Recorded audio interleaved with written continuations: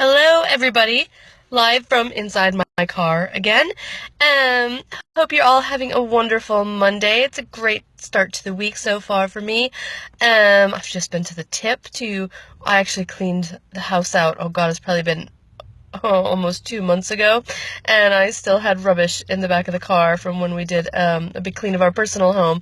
So I finally went to the tip and got rid of all of that stuff, and now I am just about to go to B&M Bargains, which is one of my favorite places ever. So all in all, a pretty good start to Monday for me. This live at lunchtime, I just wanted to do a quick recap. I went at the weekend. I was in London for the National Achievers Congress, I think it was. So it was a 2-day event, Friday and Saturday, put on by Success Resources, and it's basically bringing kind of world-class speakers together on, success, business, motivation, that type of thing. So I spent the weekend there. One of the main reasons I went is because one of my mentors, Roger Hamilton, he was speaking at the event. So he sent around a little message and said, "Why don't you come?"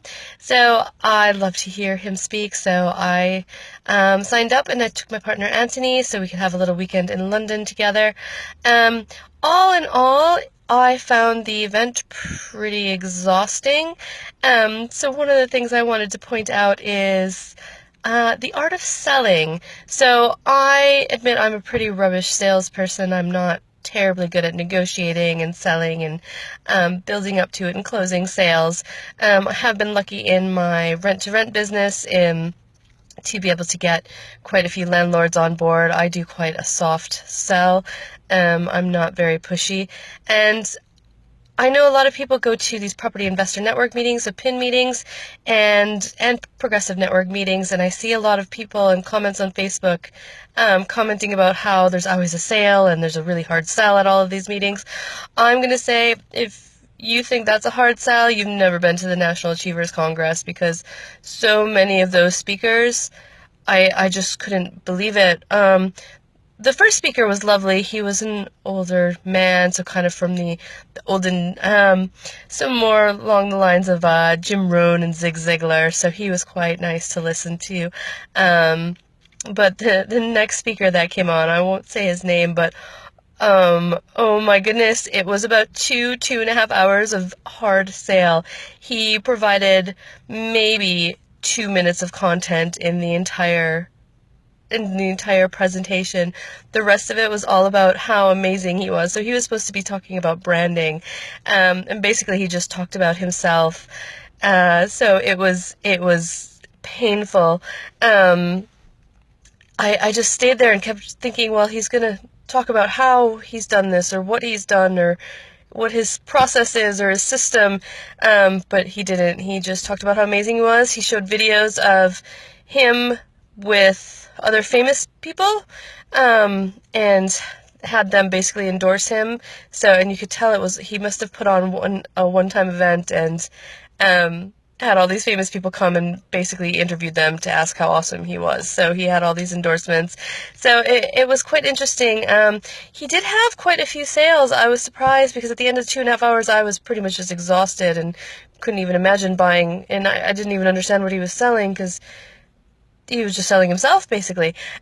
So that did start me thinking about what my sales technique is, and it made me realize that all of these other meetings I go to and all of the other kind of training courses I have, yes, they all have an upsell at the end, but that upsell, it's been earned because they've provided a lot of content. So even most of the PIN meetings, I've heard very, very few speakers at kind of PIN meetings or PPN meetings or any of the networking meetings I go to that haven't provided value before they've gone into their sales pitch. And because none of the speakers are paid to be there speaking, I think it's great to have a little bit of a pitch at the end, but not for your entire talk. So I'd say I probably wouldn't recommend the National Achievers Congress going forward. Some of the other speakers did provide more content, but it was just exhausting because a majority of it was the sales pitch.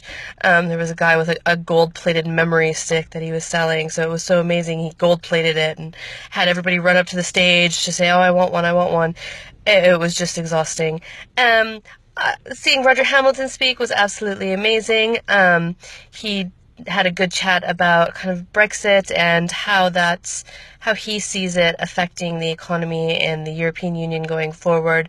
He had some really amazing ideas on that, so I highly recommend that you find him on Facebook, Roger James Hamilton, and follow him. He's put a couple of really great posts up recently just about how to make the most of Brexit and what's happening in the economy now and what to look for going forward. So absolutely amazing content. We were able to have dinner with him with some of his other mentoring clients after the first day's event, so that was absolutely wonderful.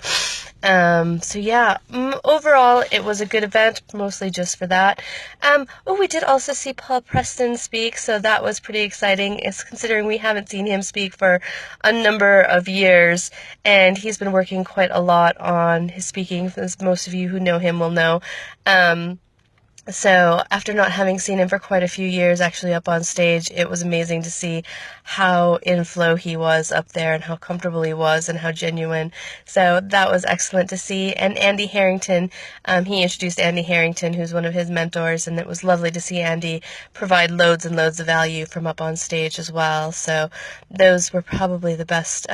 Roger Hamilton and Paul and Andy Harrington were probably the best presenters of the day, and we pretty much left mid-afternoon on Sunday just to get back in time. So yeah, that's my update. So I would say be very selective in the events that you go to. There was some good material at that event, and the price point was very, very low. So we were diamond VIPs for kind of £25 per ticket. I think a lot of people had gotten their spaces for free. So I'd say if you are going to spend, 2 days of your time at an event, really make sure that event is going to be worth it, and that you're going to get value from not just your money, but from your time that you're investing. So I won't be going back to another one of those events. It might be good if you're just getting started and you've never thought about anything business-wise and starting your own business or investment. Otherwise, I wouldn't recommend it. There are so many better events out there, and I think some of them do have a bit higher price tag, maybe a lot higher price tag, but you can get so much more value from them, value for your money and value for your time versus having spent 2 days listening to loads of sales pitches. I did get value for my time in the event afterwards, meeting with my mentor and getting to hear him talk. Otherwise, I won't go again. I'm looking forward to other events in the future, though. So I hope you enjoyed that for Monday. It kind of gets you thinking outside the box a little bit about what events you're going to, why you're going to those events, and what you're getting out of them. So I'd really focus on that, because time is probably our most precious resource, and it's the one thing we're all getting into business to do, is to, make money so we have more time to spend on the things that we love to do. So try to do that as much as possible, and I am hopping into B&M Bargains now, so I will see you tomorrow.